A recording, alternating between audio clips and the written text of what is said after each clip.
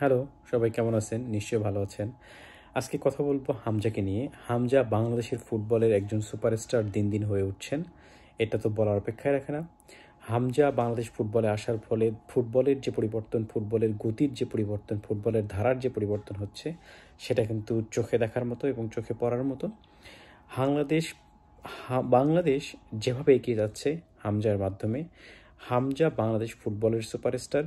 শুধু বাংলাদেশ ফুটবলের সুপারস্টার না, পুরো এশিয়া ফুটবলের সুপারস্টার হতে যাচ্ছেন সামনে।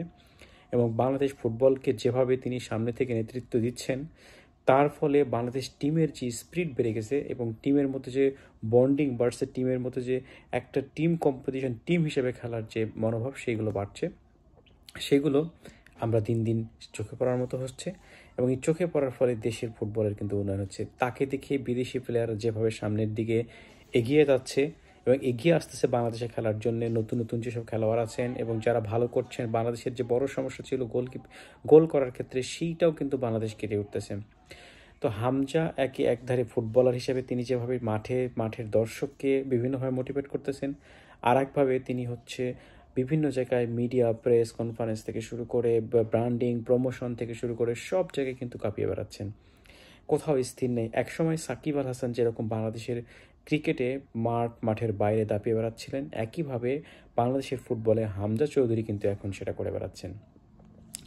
এক সময় তিনি খেলছেন, এক সময় তিনি দর্শকদেরকে হাত নাড়া দিচ্ছেন, দর্শকদের উজ্জীবিত করতেছেন, দর্শকদের সমর্থন জোগানোর চেষ্টা করতেছেন। এভাবেই কিন্তু বাংলাদেশের ফুটবল আস্তে আস্তে একটা মানে পৌঁছাচ্ছে।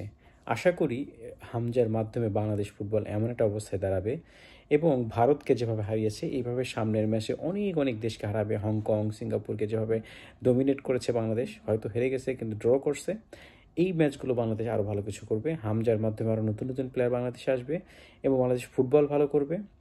এবং যারা বাংলাদেশের ফুটবলের সিন্ডিকেট আছে, তারা এখান থেকে মুক্ত হবে বাংলাদেশ ফুটবল। সবাই পাশে থাকবেন, চ্যানেলটি সাবস্ক্রাইব করবেন এবং আপনাদেরকে ধন্যবাদ আমাদের ভিডিওটি দেখার জন্য।